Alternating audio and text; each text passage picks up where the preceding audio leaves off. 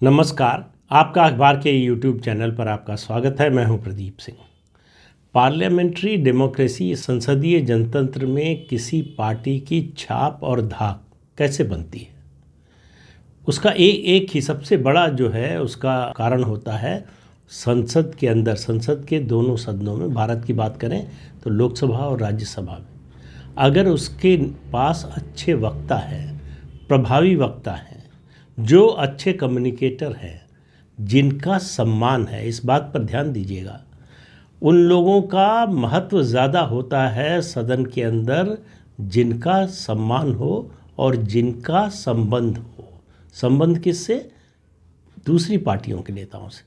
अगर आपकी दूसरी पार्टियों के नेताओं से संबंध है, आपके लिए उनके मन में सम्मान है, चाहे जितने बड़े विरोधी हों, विरोध करते समय आपका विरोध करेंगे और खुलकर विरोध करेंगे, कड़ी से कड़ी बात आपके खिलाफ कहेंगे, लेकिन हमेशा एक बात का ध्यान रखेंगे कि सीमा न लांघने पाए, व्यक्तिगत आक्षेप न करने पाए। ये जो है ये नैतिक बल से आता है। आपके नेता जो होता है तो उसका जो नैतिक बल होता है, उसका जो ये गुण होता है, वो उसको विशिष्ट बनाता है।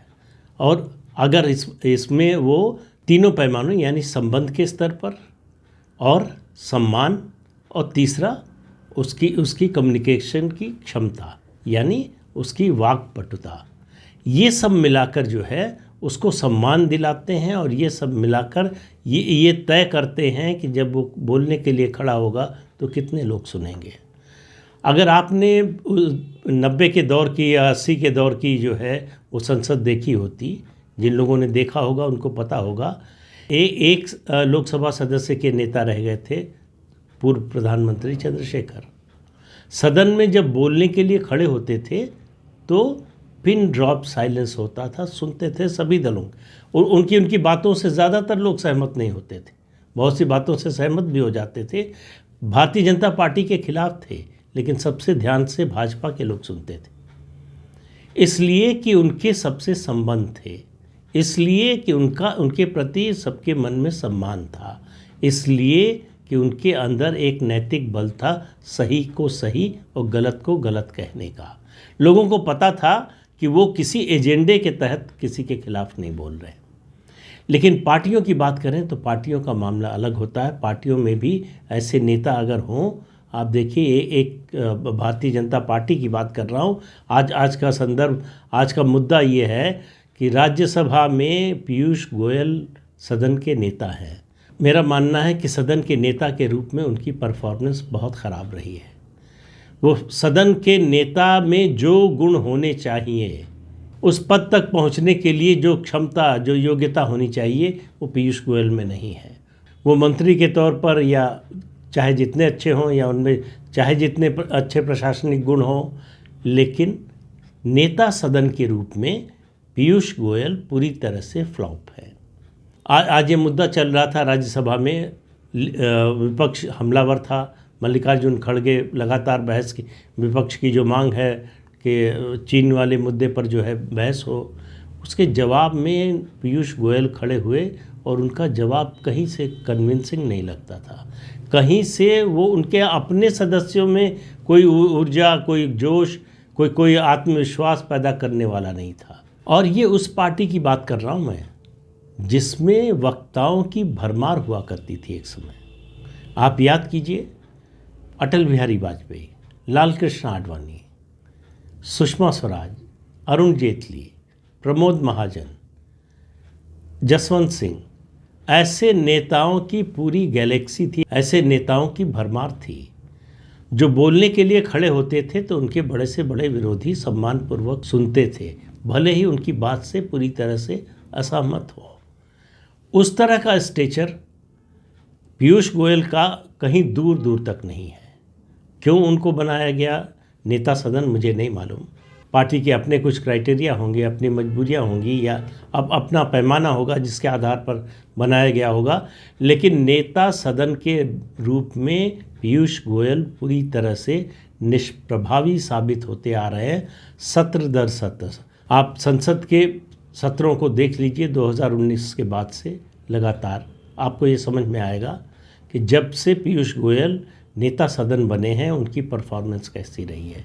ऐसा बड़ा मुश्किल से होता है कि नेता सदन बोलने के लिए खड़ा हो और कोई सुनने को तैयार ना हो, सभापति को बीच में टोक कर बंद करा देना पड़े, बिठा देना पड़े। ऐसा मैंने जितनी पार्लियामेंट की प्रोसीडिंग्स देखी हैं, चाहे संसद के अंदर से चाहे बाहर टेलीविज़न पर, मुझे ऐसा बड़ा रेयर कभी होगा जब देखने को मिला होगा। लेकिन पीयूष गोयल के साथ ये बार बार होता है। एक समय था 14 से 19 तक, 2014 से 2019 तक नेता सदन थे अरुण जेटली, देश के वित्त मंत्री भी थे, और उनका जो स्टेचर था और उनकी जो बैंडविड्थ थी, उनकी जो रेंज थी, उसका कोई जवाब नहीं। विषय कोई भी हो, अंतर्राष्ट्रीय मुद्दा हो, आर्थिक मुद्दा हो, वित्त मंत्री थे ही, कानून के सबसे बड़े विशेषज्ञों में देश के थे। इसके अलावा आप एंटरटेनमेंट की बात कर लीजिए, आप इंडस्ट्री की बात कर लीजिए, आप सोशल इश्यूज़ की बात कर लीजिए, हर मुद्दे पर उनके पास जवाब था। हर मुद्दे पर बोलने के लिए उनके पास तथ्य और तर्क थे। हर मुद्दे पर उनके पास किस्से, कहानियाँ, एनेक्डोट्स थे। तो सदन में जब वो बोलते थे तो बहुत से लोगों के लिए वो एक तरह से लर्निंग प्रोसेस होता था। लोगों को सीखने का मौका मिलता था कि नेता को कैसे बोलना चाहिए। वो कोई मतलब जन नेता नहीं थे अरुण जेटली, लेकिन वो पब्लिक स्पीकर, यानी संसद में, सेमिनार में, ऐसी जगहों पर बोलने में उनका कोई सानी नहीं था। क्योंकि वकील थे तो अपने आप वकीलों में एक खूबी होती है कि अपने आर्गुमेंट जो है वो बड़े संयत तरीके से और बड़े स्ट्रक्चर्ड तरीके से रखते हैं। वो तो था ही, उसके अलावा उनका जो एक्सपीरियंस, उनकी जो इंटेलेक्ट थी। उनसे पहले आप विपक्ष के नेता के रूप में जसवंत सिंह को देखिए। कुछ समय जो है लाल कृष्ण आडवाणी नेता विपक्ष रहे राज्यसभा में, उन सब को देखिए। उधर लोकसभा में अटल जी, आडवाणी जी, सुषमा स्वराज, प्रमोद महाजन, ये लोग जब बोलते थे तो दूसरी पार्टियों के सदस्य उनको सुनना चाहते थे। आज ऐसा नहीं है। आज राज्यसभा की बात कर रहा हूँ, लोकसभा की भी बात करें। लोकसभा में डिप्टी लीडर हैं राजनाथ सिंह, उनका स्टेचर है, उनका सम्मान है। विपक्ष के नेताओं में उनके प्रति एक सम्मान का भाव है। वो बोलने के लिए खड़े होते हैं तो लोग सुनते हैं, लेकिन उनका जो इंटरवेंशन होता है वो उतना प्रभावी नहीं होता है। ये समस्या पीयूष गोयल की जो है कि उनकी कम्युनिकेशन स्किल बहुत कमज़ोर है। हिंदी या अंग्रेज़ी किसी में भी बोलें वो कोई प्रभाव ही नहीं छोड़ पाते। वो हमेशा लगता है जैसे बहुत डिफेंसिव हों, हमेशा लगता है कि जैसे शब्द खोज रहे हों, उनको शब्द नहीं मिल रहे हों। अच्छा वक्ता, अच्छा नेता वो होता है, अच्छा सांसद वो होता है, अच्छा पार्लियामेंटेरियन वो होता है जिसका बोलने का क्रम जो है वो फ्लॉलेस हो। जिन नेताओं को मैंने नाम लिया ये सब उसमें पारंगत थे। लोकसभा में आज बीजेपी के 303 सदस्य हैं, लेकिन सिर्फ एक सदस्य का नाम आप ले सकते हैं जिसके बोलने का प्रभाव पड़ता है, जिसके पास कम्युनिकेशन की स्किल है, जो जानता है कि किस सवाल का कैसे, किस तरह से जवाब देना, तर्कों से, तथ्यों से और भावनाओं से भी। वो हैं केंद्रीय गृह मंत्री अमित शाह। मुझे लगता है, मेरी ये व्यक्तिगत राय है, मैं पार्टी को कोई सलाह नहीं दे रहा हूँ, किसी को नहीं दे रहा हूँ, लेकिन मुझे देखकर जो लगता है पार्लियामेंट की प्रोसीडिंग्स कि अमित शाह को लोकसभा में डिप्टी लीडर होना चाहिए। हालांकि उनका इंटरवेंशन जिस तरह का होता है, जिस तरह से वो बोलते हैं, उसको देखते हुए लगता नहीं कि उनको किसी पद की ज़रूरत है इस तरह के। लेकिन इसके बावजूद अमित शाह डिप्टी लीडर के रूप में ज़्यादा प्रभावी होंगे राजनाथ सिंह की तुलना में। तो भारतीय जनता पार्टी के पास इस समय संसद के दोनों सदनों में वक्ताओं का बड़ा टोटा है, बड़ी कमी है। ऐसे प्रभावशाली वक्ता बहुत कम हैं। आप याद कीजिए, आपको कितने लोगों की स्पीच याद आएगी जो भारतीय जनता पार्टी की ओर से बोले होंगे। आप लद्दाख के सांसद को याद कर सकते हैं, आप उड़ीसा के एक सांसद को याद कर सकते हैं। पिछले 8 साढ़े 8 सालों की बात कर रहा हूँ। ऐसे आपको 5, 7, 8 केवल उदाहरण मिलेंगे जब वो बोलने के लिए किसी विषय पर खड़े हुए, उनकी स्पीच को ध्यान से सुना गया, सराहा गया। तो भारतीय जनता पार्टी के एक समय यही यूएसपी थी कि उसके पास वक्ताओं की भरमार थी, एक बड़ी टीम थी। आज उस तरह की प्रतिभा पार्टी में नज़र नहीं आती। तो ऐसे में ज़रूरत होती है ऐसे लोगों को जो जूनियर हैं उनको बढ़ावा देने की, उनको आगे लाने की, उनको ग्रूम करने की। पीयूष गोयल से मेरा कोई व्यक्तिगत राग द्वेष नहीं है, लेकिन मैं संसद में जब उनको बोलते हुए देखता हूँ, जब वो बोलने के लिए खड़े होते हैं और याद करता हूँ उससे पहले उनके पहले जो सदन के नेता थे, जो विपक्ष के नेता थे भाजपा के, उन लोगों की क्या परफॉर्मेंस थी, उनकी डिलीवरी कैसी थी, वो किस तरह से बात अपनी रखते थे, उसका प्रभाव कितना पड़ता था और उनके विरोधियों के मन में उनके प्रति किस तरह का सम्मान का भाव था। पीयूष गोयल से मुझे नहीं लगता कि विपक्ष के बहुत से नेताओं से संबंध है, और संबंध भी हैं भी तो वो कम से कम सदन में जो कुछ हो रहा है उसमें परिलक्षित नहीं होता है। और उनके प्रति सम्मान तो मुझे नहीं लगता कि विपक्ष के नेताओं में ज़रा भी है। पद की बात अलग होती है, दो अलग अलग चीज़ें होती, पद और कद। पद मिलने से आपका कद नहीं बढ़ जाता, और आपका कद बड़ा हो तो कोई भी पद छोटा होता है।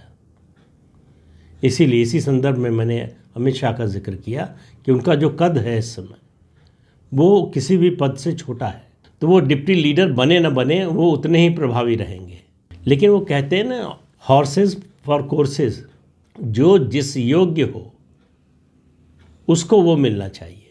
मैंने लोकसभा में नेता सदन की बात इसलिए नहीं की कि प्रधानमंत्री हैं, उनकी कम्युनिकेशन की स्किल, उनका जो सम्मान है वो सब अनपैरेलल है, तो इसलिए। लेकिन प्रधानमंत्री हर समय वहाँ मौजूद नहीं रह सकते, हर बात का जवाब देने के लिए नहीं रह सकते, इसलिए डिप्टी लीडर का होना ज़्यादा ज़रूरी है।